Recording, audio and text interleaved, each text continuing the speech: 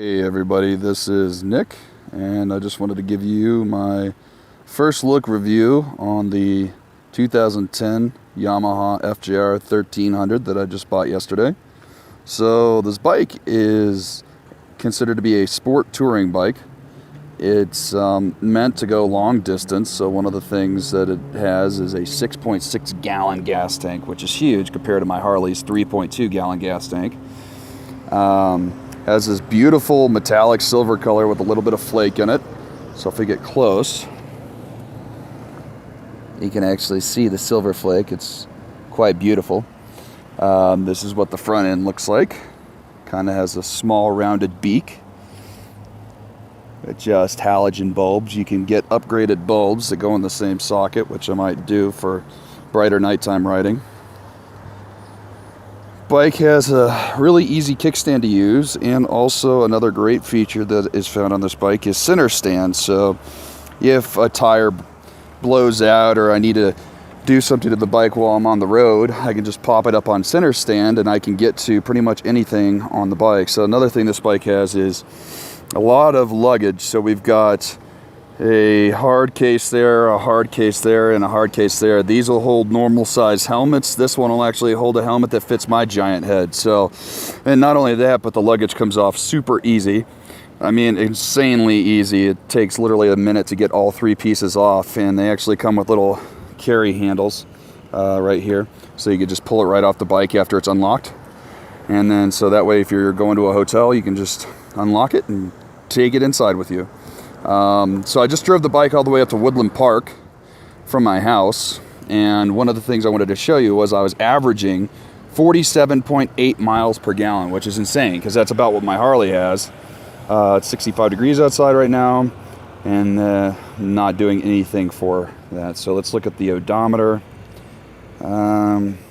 So trip A, I did 55.2 miles. That's not bad.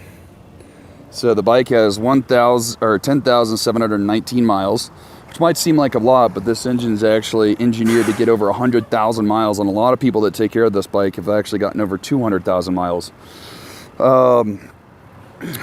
So the performance for a sport touring bike, so you know, like this bike is engineered to go the long distance. You know, it's not really supposed to be like a crotch rocket style bike, but it has an inline 4-cylinder 1298 cc engine. That's cubic centimeter engine, and it's pushing about 145 horsepower with 99 foot-pounds of torque, and that's just stock. So what that equates to is 0 to 60 in 2.9 seconds, and I can attest to it. This thing freaking moves.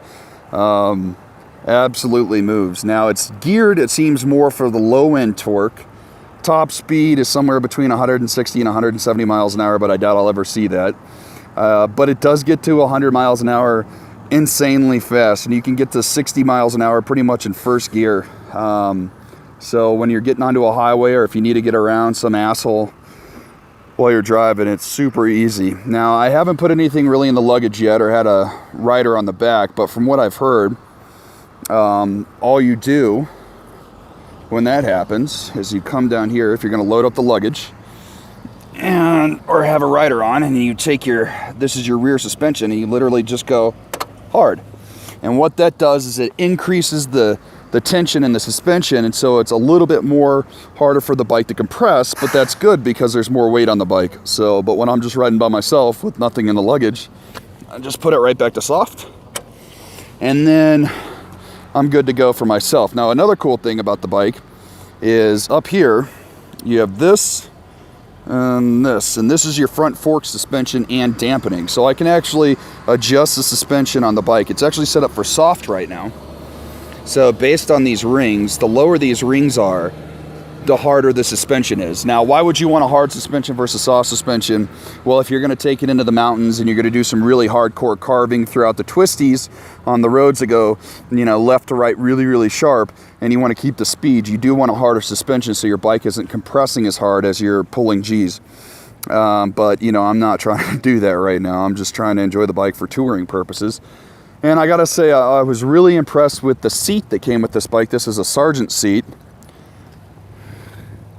It's an aftermarket seat that costs about $800 for the main driver and the passengers.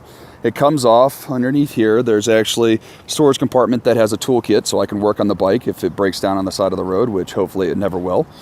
And also too, where is it? To change the oil on this bike is one of the easiest things I've ever seen before. So looking down here, this is the oil filter. All I do is put a drip pan underneath here, and literally right where my finger is, that's the oil plug. So put the drip pan down, undo the oil plug, oil's gonna come out, unscrew the oil filter, put the oil filter back in, put the drip plug back in, and then just refill the oil right here. And that's it. That's the easiest oil change in the world. Absolutely easiest oil change in the world. But yeah, I'm loving the bike. It's a lot different than the Harley. I still have the Harley, and I love riding the Harley, I'm not gonna lie. But one of the things that's a difference with this is you have mid controls. So my feet are directly below like where my legs are, versus on the Harley, you have what are called like forward controls, so your feet are stretched out. This is a little bit of a different riding style. It's a little bit more of aggressive, I would say. But like on crotch rockets, they actually have rear controls, which would be like back here. And you're leaned over the tank of the bike, and your feet are behind you, but that puts you more in control of the bike, but it's not as comfortable for long distance driving. This is actually considered to be one of the most comfortable positions for long distance driving, but the bike does come with what are called highway pegs, which are these guys. So if you do want to stretch out your feet, you can, and I really do appreciate that. And also because I have monster feet, I think I have like size 12 boots on, I can actually put my toe on this and control the rear brake if I need to brake. And also on this side, I can control my shifter. So if I have my feet on the highway pegs and I need to stop really quickly, I can downshift on my shifter and also hit my rear brake with just the heel of my foot, which is a great thing. The bike also comes with triple anti-lock brakes, so you have dual disc anti-lock brakes in the front and a single disc anti-lock brake in the back. That's amazing. I've had some really quick stops because, you know, you can get up to speed really, really quickly, and then all of a sudden you come around a corner and there's a red light, so you need to hit the brakes really fast. And the anti-lock brakes prevent any sort of like chatter. I haven't had the tires skid on me at all yet. It's quite the thing to see when you're on it. You're going so fast, and then all of a sudden you just need to stop, so it's amazing. Another cool thing about the bike is it has an electronic windshield, so this is the button for it. Just push the down button and it will lower the windshield. So goes down, comes up. So when I'm riding around town, I keep it in the down position, let a little bit of wind get on me. When I'm on the highway, driving faster, probably in about 35 miles an hour, keep the windshield up to keep the wind off of me. One thing that I've noticed is how little noise dampening my helmet has, because when I was on the Harley, I always just heard the sound of my muffler, but on this bike, these mufflers are almost completely silent. It's amazing. So when I'm riding, I just hear the wind going past my helmet, and it's quite loud. I was surprised. So, you know, on the Harley, I typically had to have earplugs in due to how loud the muffler was, but now I think I might have to have earplugs in just to protect my ears from the noise of the wind.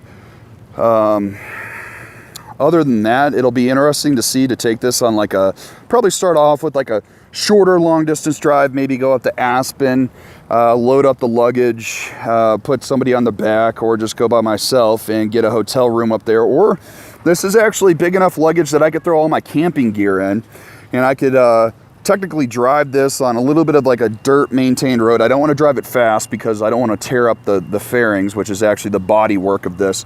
But one of the cool things about this bike, is it's hard to see, is down here, this down here looks like a swing arm, but it's actually not. It's an enclosed shaft driven system. So instead of having a belt or a chain, which is what typically most motorcycles have, this has a shaft driven wheel. So what's going on here is the shaft is actually going up to the engine, and the engine is pushing the shaft like this, and it kind of works like a railroad car. So if you ever look on the side of the car, the shaft is going back and forth and it's turning the wheel. Well, that's what's happening back there.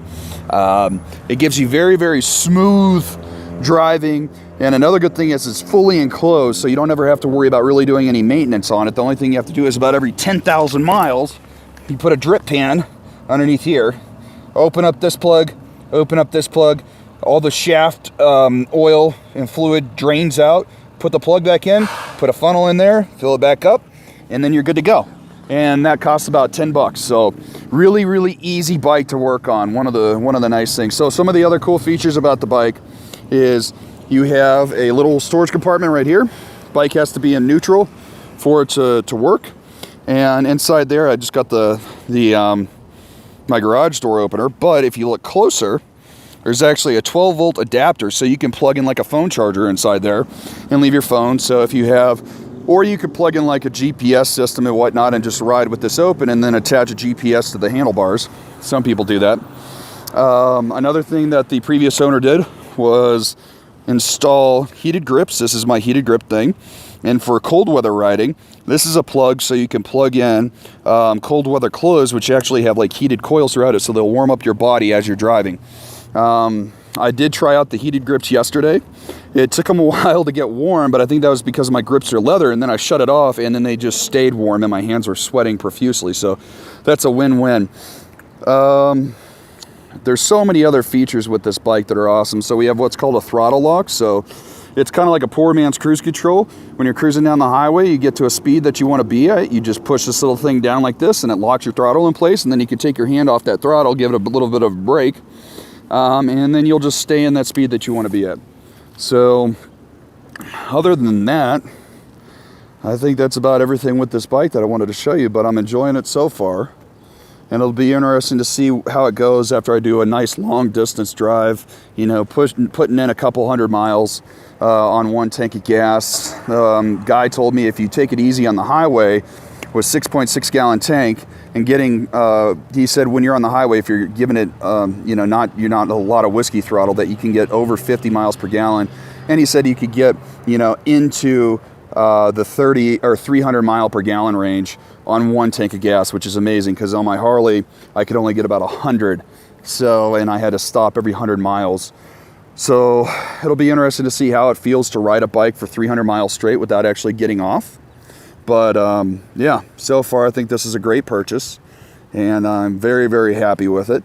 After the Harley gets sold and I re-amortize the loan for this bike, my payments on this bike are only going to end up being about $25 more a month than what I'm paying currently on the Harley. So yeah, if you ever want to come out and drive the bike, let me know. Or if you ever want to go for a ride, let me know. I have an extra helmet and you know, we can go for a ride. Until next time, talk to you later.